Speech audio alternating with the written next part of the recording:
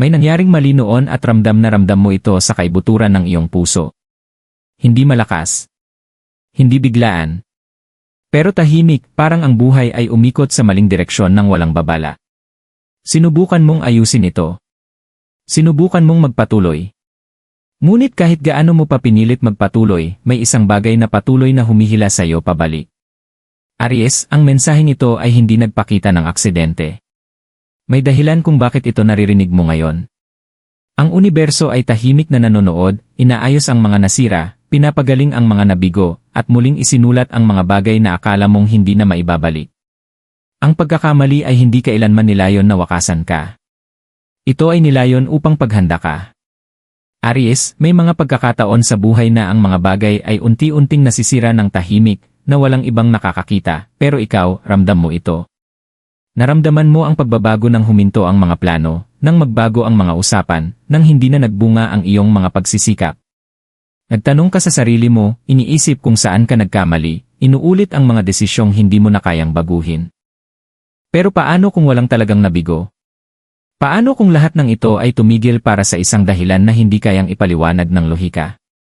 Ang universo ay hindi gumagawa ng mga pagbabago ng malakas. Ito ay kumikilos sa katahimikan, inaayos ang mga landas kapag ang mga kaluluwa ay handa na. Ang akala mong pagkawala ay sa katunayan ay isang proteksyon. Ang akala mong pagkaantala ay ang tamang panahon na ina-adjust ang sarili nito sa paligid mo. Ang mensaheng ito ay dumating sa iyo ngayon dahil malapit nang magsara ang isang siklo.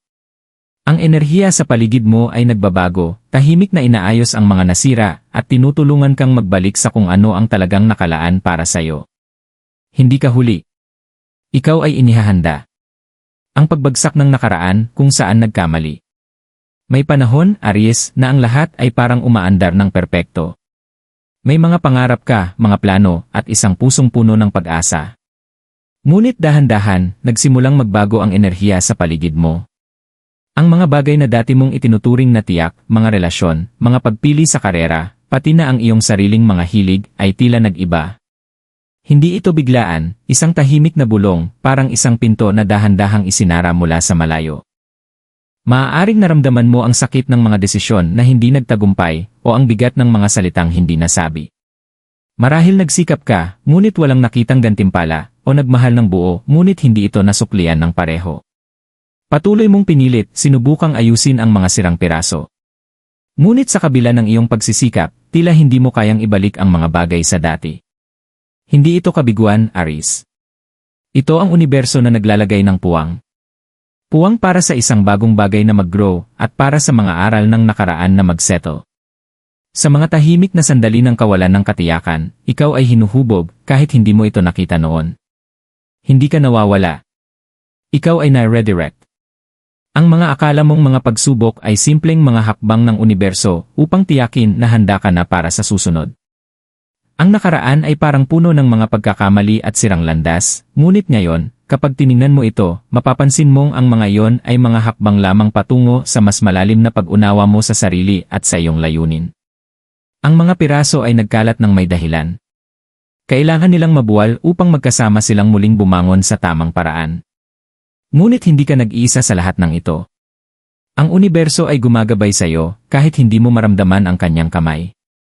Ang panahon ng paghihintay, Aries, na sinusubok ng panahon. Aries, ang paghihintay ay hindi isang bagay na sanay ka. Ikaw ang tagahatak, ang mandirigma na laging umaabante, nag-iwan ng bakas at nilalampasan ang mga hamon. Ngunit narito ka, tahimik, nakatigil, pinagmamasdan ang mundo sa paligid mo habang ikaw ay tila nananatili sa lugar. Ang mga nakaraang buwan ay parang isang laro ng paghihintay, hindi ba? Walang malinaw na tanda, walang malinaw na sagot. Inisip mo na baka nakalimutan ka na ng universo o mas masakit na pinaparusahan ka nito. Ngunit sa kaibuturan ng iyong puso, ramdam mong may malaking bagay na darating, ngunit ito ay parang paghihintay sa isang bagyong hindi dumating. Sa mga sandaling ito ng paghihintay, maaaring naramdaman mong tumaas ang frustration, parang ginagawa mo ang lahat ng tama, ngunit wala kang nakitang gantimpala. Nagsikap ka. Naniniwala ka sa iyong tadhana. Ngunit sa kabila ng lahat, wala pa ring nagbago. Parang pinindot ng mundo ang pause sa iyong buhay. Ngunit nais kong sabihin sa iyo, Aries, hindi ka nakalimutan. Ikaw ay sinusubok. Ang universo ay hindi gumagalaw ayon sa takbo ng oras na ating nakikita. Ang timing nito ay mas malalim, mas makapangyarihan, at madalas, hinihingi nito sa atin na maghintay, magmuni-muni, maging tahimik. Kailangan mong maghintay dahil kailangan mong magkaroon ng kalinawan. Kailangan mong alisin ang mga lumang takot, alinlangan, at pangamba na pumipigil sa iyong ganap na pagyakap sa iyong lakas. Ang paghihintay na ito, kahit masakit, ay kinakailangan. Sa mga tahimik na sandali, nang ang lahat ay tila tumigil, doon ka inihahanda para sa susunod na hakbang. At magtiwala ka, Aries, ang susunod ay sulit na paghihintay. Ang universo ay nagtatrabaho sa likod ng mga eksena, inihahanda ang lahat para sa iyong susunod na malaking hakbang. Ang pagbabalik ng enerhiya ng Pasko, tahimik na pagtama ng pagwawasto. Habang ang Kapaskuhan ay nagbukas, nagsimula mong maramdaman ang isang pagbabago, isang bagay na mas malalim kaysa sa karaniwang mahika ng Pasko. Hindi lang ito ang kislap ng mga ilaw o ang init ng mga pagtitipon ng pamilya. Ito ang banayad, halos hindi maramdaman na enerhiya na yumakap sa iyo tulad ng isang mahinhing yakap na bumubulong ng isang bagay na higit pa. Hindi ito ang karaniwang pagmamadali o kasiyahan ng Pasko. Ito ay isang enerhiya na nagsalita sa iyong kaluluwa, ginigising ang isang bagay na matagal nang natutulog. Habang ang taon ay nagtatapos, may isang malinaw na pagbabago sa hangin, isang tahimik na pagwawasto, parang ang universo ay nire-reset ang kosmikong orasan at nirealigin ang lahat ng mga bagay na tila nawawala sa lugar. Aries, maaaring nagmukhang walang pagbabago. Patuloy mong hinaharap ang ilang mga hamon. Ngunit iba ang Paskong ito. Ang enerhiya ay hindi lang tungkol sa pamimigay ng regalo o mga sandali ng kaligayahan, ito ay isang kosmikong realignment, isang pagbabagong nagaganap sa mas malalim na antas. Ang pagbabagong ito ay paraan ng universo upang pagalingin ang mga nasirang bahagi ng iyong buhay. Ang mga pagkakamali, mga maling hakbang, ang mga landas na dating tila mali ay ngayon ay inaayos. Dahan-dahan, ngunit tiyak, ang mga bagay ay ibinabalik sa tamang ayos. Ang universo, tulad ng isang pasensyosong alagad ng sining, ay pinapakinis ang mga gilid, inaayos ang mga bagay na dating mukhang hindi na kayang itama. Maaaring naramdaman mo ang unang kislap ng pagbabago na ito nang hindi mo inaasahan. Isang random na pag-uusap, isang hindi inaasahang pagkakataon, isang tahimik na sandali ng kaliwanagan, lahat ng ito ay mga banayad na pagtulak ng universo, ipinapakita sa iyo ang daan. Hindi ito malakas. Hindi ito dramatiko. Ngunit sa kalooban mo, ramdam mo ito, ang enerhiya ay nagbago. At sa pagbabagong ito, ang lahat ng dati ay tila hindi na naayon ay dahan-dahang bumabalik sa pagkakaalin. Hindi ka kailanman nawawala, Aries. Ikaw ay ginagabayan lamang. Ang Pasko ay hindi lang isang panahon ng pagdiriwang, ito ay panahon ng pagwawasto, ng muling pagsilang. Ang nakaraan ay wala ng kapangyarihan sa iyo. Ang mga nasira ay inaayos at ang mga nawala ay muling natagpuan. Ngayon, habang ang taon ay nagtatapos, nakatayo ka sa hangganan ng isang bagong simula, at ngayon, inihanda ng universo ang daan upang magpatuloy ka ng may kumpiyansa at biyaya. Ang pagwawasto, ano ang inaayos ngayon? Aries, ngayong ang enerhiya ng Pasko ay nagsimula ng magtrabaho ng tahimik, oras na upang maunawaan kung ano ang inaayos, ano ang ibinabalik, at higit sa lahat, ano ang muling papasok sa iyong buhay. Ang universo ay hindi basta-basta gumagawa ng mga pagbabago. Ang bawat pagbabago ay may layunin, ang bawat pagwawasto ay bahagi ng malaking plano na idinisenyo para sa iyong pinakamataas na kabutihan. Maaaring hindi mo pa ito nakikita, ngunit ang nangyayari ngayon ay isang malalim na pag-aayos. Isipin mo ito tulad ng isang sinaunang bato na inaayos, piraso-piraso, hanggang ito ay maging mas matibay, mas matatag, at mas maganda kaysa dati. Ang mga bitak na akala mong mananatili ay dahan-dahang pinupunan, at ang mga pagkabasag sa iyong landas ay binibigyan ng layunin at pinapalakas. Ang mga relasyon na dati ay tila malayo o sira ay ngayon ay muling inaayos.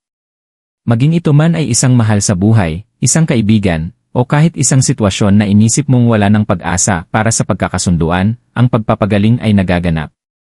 Maaaring mapansin mong ang mga pag-uusap na iniiwasan mo o ang mga hindi nalutas na alitan na matagal mong bitbit ay matatagpuan ang kanilang resolusyon. May pagbabago sa paraan ng iyong pakikisalamuha sa iba. Ito ay gabay ng universo upang bitawan ang mga sakit ng nakaraan at yakapin ang isang hinaharap na puno ng pangunawa at koneksyon. Ang karera at mga pagkakataon ay nire-reshape din. Maaaring hindi ka nakakita ng progreso sa loob ng ilang panahon, ngunit ngayon, ang mga pinto na dating tila nakasarado ay dahan-dahang bumubukas, at ang mga breakthrough ay mas malapit kaysa kailanman. Ang mga bagay na dati ay hindi maaabot ay ngayon ay nasa iyong kamay. Ang mga pagkakataon para sa paglago, pagpapabuti sa pananalapi, at pagkilala ay unti-unting papalapit sa iyo. Ang mga pagsusumikap na inilaan mo ay malapit ng magbunga, ngunit hindi sa paraang inaasahan mo. Minsan, ang pinakamalalaking gantimpala ay nagmumula sa mga hindi inaasahang pinagmulan. Ang iyong panloob na sarili, Aries, ay dumadaan din sa isang pagbabago. Nagsisimula ka ng magtiwala sa iyong sarili ng higit pa, maniwala sa iyong lakas at karunungan. Ang mga pagdududa na pumipigil sa iyo ay pinalitan ng kalinawan at tiwala sa sarili. Nagiging mas ikaw ka na, isang tao na matatag, na alam ang sariling halaga, at hindi na natatakot magpahayag ng sarili. Ang mga bagay na dati ay hindi nakaalign ay ngayon ay inaayos, Aries. Ang universo ay inilalagay ang lahat sa tamang lugar, pati ikaw. Ang mensahe para kay Aries, ano ang dapat mong gawin ngayon? Aries, dumating na ang oras para ikaw ay kumilos. Matapos ang lahat ng paghihintay, ang mga tahimik na pagbabago, at ang pagpapagaling na nagaganap sa likod ng mga eksena, ang universo ay tinatawagan ka na upang sumulong. Inihanda ka para sa sandaling ito. Lahat ng iyong naranasan, bawat hamon na hinarap mo, at bawat sandali ng pagdududa ay hindi na sayang. Ngayon, ang universo ay humihingi sa iyo na gawin ang iyong bahagi, magtiwala, bitawan, at yakapin ang mga mangyayari. Ang unang bagay na kailangan mong gawin ay magpatawad at magpatawad sa sarili. Bitawan ang mga pagkakamali ng nakaraan, ang guilt, ang galit, at ang mga pagdududa sa sarili. Oras na upang palayain ang iyong sarili mula sa mga tanikala na matagal nang humahadlang sa iyo. Ang paghawak sa nakaraan ay nagpapastop lamang sa iyo, at ikaw ay masyadong makapangyarihan para dito. Ang iyong tadhana ay hindi matatagpuan sa mga nawala, kundi sa mga bagay na malapit mong mata mo. Sunod, magtiwala. Magtiwala sa iyong sarili, magtiwala sa proseso, at magtiwala na ang universo ay may suporta para sa iyo. Napatunayan mo na ang iyong lakas. Nakipaglaban ka na sa mga laban na hindi kayang isiping ng iba. Ngayon, magtiwala na ang universo ay gagabay sa iyo sa mga paraan na magiging makatarungan kapag dumating ang tamang oras. At sa wakas, tanggapin. Oras na para tanggapin ang mga biyaya na matagal nang hinihintay para sa iyo. Buksan ang iyong puso, buksan ang iyong mga kamay, at hayaang ibigay ng universo sa iyo ang mga bagay na inihanda nito. Huwag mag-atubiling tanggapin ang mga magagandang bagay na darating. Karapat-dapat ka dito. Aries, ang daraanan mo ay hindi palaging malinaw, ngunit ang universo ay inihanda na ang pundasyon. Oras na para maglakad ng may kumpiyansa, na alam mong ang mga bagay na para sa iyo ay hindi mawawala. Nasubukan ka na, naging matyaga ka, at ngayon, panahon na upang kunin ang iyong lugar sa bagong kabanatang ito. Yakapin ito at huwag nang tumingin pabalik. Ang pagkumpirma ng tadhana, ito ay talagang nangyari para mangyari. Aries, habang nakatayo ka sa hangganan ng bagong simula, mahalagang huminto sandali at pagnilayan ang isang malalim na katotohanan, ang lahat ng nangyari sa iyong buhay ay talagang nilaan para mangyari. Bawat paghihirap, bawat pag-urong, bawat pagkabigo, hindi sila mga pagkakamali. Sila ay bahagi ng disenyo, isang disenyo na hindi mo nakikita noon, ngunit isang plano na tahimik na isinasagawa ng universo sa likod ng mga eksena. Sa mga sandali ng pakikibaka, tinanong mo ang iyong landas. Naisip mo kung bakit hindi nagiging ayon sa plano ang mga bagay, tulad ng iyong inaasahan. Ngunit ngayon, nakikita mo na hindi nawawala ang mga piraso, sila ay naghihintay lamang na magtagpo sa tamang oras. Ang iyong pagkaantala ay hindi iyong kasalanan, sila ay bahagi ng banal na timing na humuhubog sa iyo para sa mas dakilang layunin. Ang lahat ng iyong naranasan, bawat desisyong ginawa mo, kahit na ang mga pinagsisisihan mo, ay nagdala sa iyo dito. Sa mismong sandaling ito, kung saan ang kalinawan ay nasa iyong abot kamay, kung saan ang iyong tadhana ay malapit nang magbukas sa mga paraang hindi mo kailanman inisip. Ang iyong mga pagkakamali ay hindi mga kabiguan. Sila ay mga aral. Ang iyong sakit ay hindi walang kabuluhan. Ito ay paghahanda. Ang bawat liko at liko sa iyong paglalakbay ay naghubog sa taong ikaw ngayon, matatag, matibay, at handa sa susunod na hakbang. Ang universo ay hindi nagkamali nang ilagay ka sa landas na ito. Lahat ay maingat na binalak, bawat hamon ay bahagi ng malaking plano.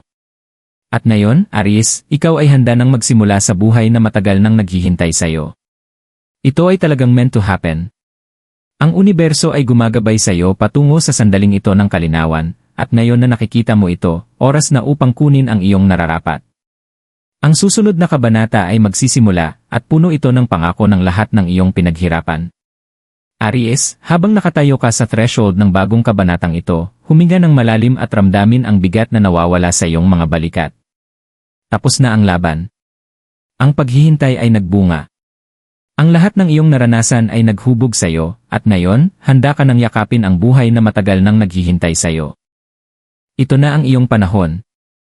Ang universo ay nag-alin, at ang landas na hinaharap ay malinaw. Ngunit ngayon, iba ito. Iba ka na. Inalis mo na ang mga layer ng pagdududa, takot, at hindi katiyakan na noon ay humahadlang sa'yo. Ngayon, sa kalinawan ng iyong puso at layunin ng iyong kaluluwa, maaari ka nang magpatuloy ng may kumpiyansa, na alam mong nandyan ka sa tamang lugar. Ang mga pinto na dati ay tila nakasarado ay ngayon ay maluwang na bukas, at sa likod ng mga ito ay ang tagumpay, ang pagmamahal, ang kapayapaan, at ang kasaganaan na matagal mo nang pinapangarap. Ang kailangan mo lamang gawin ay dumaan. Magtiwala sa paglalakbay, magtiwala sa iyong sarili, at magtiwala na ang lahat ng nakalaan para sa iyo ay darating sa tamang panahon. Hindi ito ang katapusan, Aries. Ito ay simula pa lamang. Nadaanan mo na ang bagyo at ngayon ang araw ay sumisinag para sa iyo. Ang universo ay nilinisan na ang daan para ikaw ay magsimula, at ang natitira na lang ay ang pagpasok mo sa buhay na matagal nang naghihintay sa iyo. Go ahead. Ang hinaharap ay yun na.